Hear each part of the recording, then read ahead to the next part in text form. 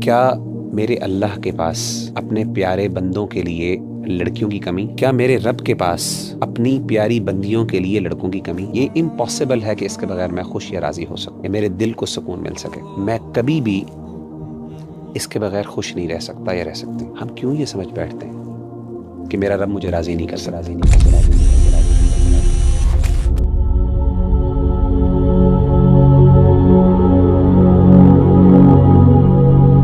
وغیرہ بھائی ہمارے نوجوانوں کو اکثر عشق ہو جاتا ہے، اور اس عشق کے اندر وہ اتنے مبتلا ہوتے ہیں کہ وہ سمجھ بیٹھتے ہیں کہ اب ان سے ہی، جن سے ان سے عشق ہو گیا ہے، ان سے ان کا نکاح ہوگا، اور کافی جد و جہد کے بعد بھی اگر ان کو عشق نہیں مل رہا ہے، وہ پیار نہیں مل رہا ہے، جس میں وہ ایٹ دی اینڈ نکاح نہیں ہو رہا اس کا، اور نکاح نہیں ہوتا اکثر، تو جب اس کے بعد ایک درد اور تکلیف انسان گزرتا ہے، بڑی مشکلات بھی اس میں آتی ہیں، اور انسان کی زندگی کا تصور بھی چینج ہو جاتا ہے۔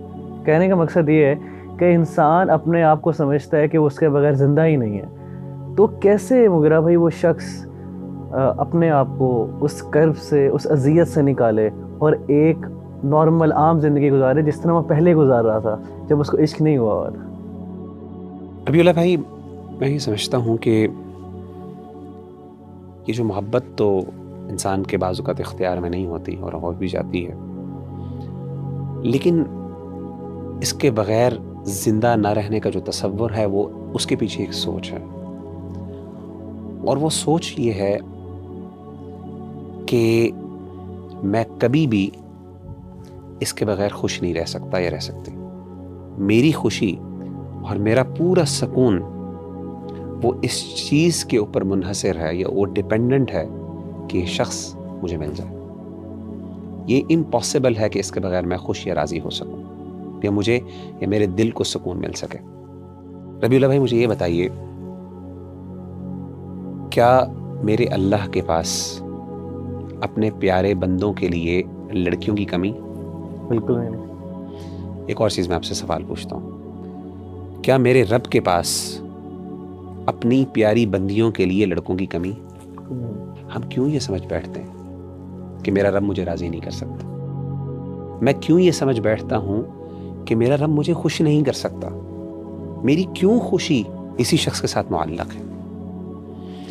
میں آپ کو ایک واقعہ بیان کرتا ہوں، ایک محبت کی کہانی چھوٹی سی آپ کے گوش گزار کر دیتا ہوں۔ حضرت ام سلمہ رضی اللہ تعالی عنہ کو اپنے شوہر ابو سلمہ سے بہت محبت تھی۔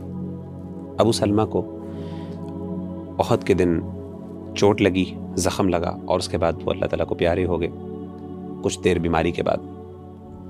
تو اللہ کے رسول صلی اللہ علیہ وسلم ان کی عیادت کرنے آیا کرتے تھے، اور جب اللہ کے رسول صلی اللہ علیہ وسلم کو یہ پتہ چلا کہ ابو سلمہ دنیا سے رخصت ہو گئے ہیں، تو آپ نے حضرت ام سلمہ کو ایک دعا سکھائی اور کہا، آپ یہ کہیں انا للہ و انا الیہ راجعون، کہ ہم سب اللہ کے ہیں اور اسی کی طرف ہم نے لوٹ کے جانا ہے، اور ساتھ یہ بھی کہ اللہم اجرنی فی مصیبتی واخلف لی خیرا منہا، کہ اللہ جو مجھ پہ تکلیف آئی ہے تیری طرف سے، اس تکلیف کو رائگاں نہ جانے دینا۔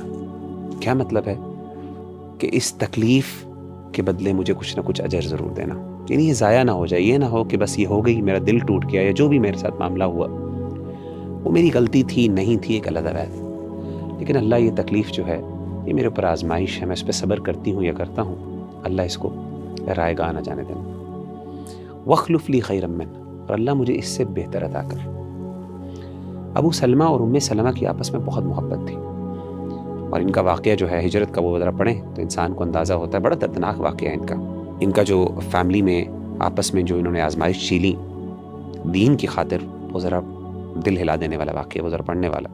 تو حضرت ام سلمہ کہتی ہیں کہ میں یہ سوچا کرتی تھی، یہ دعا تو میں نے پڑھ لی کہ اللہ مجھے اس سے بہتر عطا کرے، کہتی مجھے یہ سمجھ نہیں آتی تھی، یعنی میرے دل میں جو ابو سلمہ کے لیے محبت تھی وہ کون شخص لے سکتا ہے؟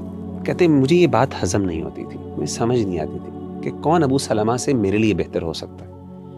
انسان بھی یہ سمجھتا ہے محبت اور عشق میں کہ اس بندے کی جگہ کون لے سکتا ہے، اس سے بہتر کون ہو سکتا ہے، اصل میں یہی سوال ہے۔ تو کہتے لیکن میں پھر بھی اس پر اعتماد کرتے ہوئے، توکل کرتے ہوئے دعا پڑھ لیتی، اللہ مجھے بہتر عطا کر۔ میرے نبی نے کہا کہ مجھے بہتر مل سکتا، میرا رب کہتا ہے کہ تجھے بہتر مل سکتا۔ مختلف رشتے آئے، سیدنا ابو بکر کے آئے، بڑے لوگوں کے رشتے آئے، نہیں مطمئن ہوئی، یہاں تک کہ اللہ کے رسول صلی اللہ علیہ وسلم کا رشتہ آ گیا۔ جب اللہ کے رسول صلی اللہ علیہ وسلم سے آپ کی شادی ہوئی، ام سلمہ کی، کہتی ہیں سبحان اللہ، مجھے اندازہ ہوا کہ واقعی میرے رب کو پتہ ہے کہ مجھے اس سے زیادہ خوشی مل سکتی ہے اور مجھے ملی۔ تو اصل بات یہ ہے کہ یہ جو سمجھنا کہ میرا رب مجھے راضی نہیں کر سکتا، میں سمجھتا ہوں کہ یہ ہم نے اللہ کی محبت کو اور اللہ تعالیٰ کی قدرت کو پھر سمجھا ہی نہیں۔ انسان کو دعا کرنی چاہیے، جیسے استخارے کے آخر میں آتا ہے نا، اللہم رضنی بہ، اللہ فیصلہ تو کر لے، میں تیرے اختیار میں دے دیتا ہوں یا دے دیتی ہوں، لیکن اللہ پھر میرے دل کو بھی ٹھنڈا کر، میرے دل کو راضی کر دے۔ تو یہ اللہ سے دعا مانگنی چاہیے، انشاءاللہ اللہ تعالیٰ بہتر عطا کر دے گا۔ اللہ پہ ٹرسٹ کرے انسان۔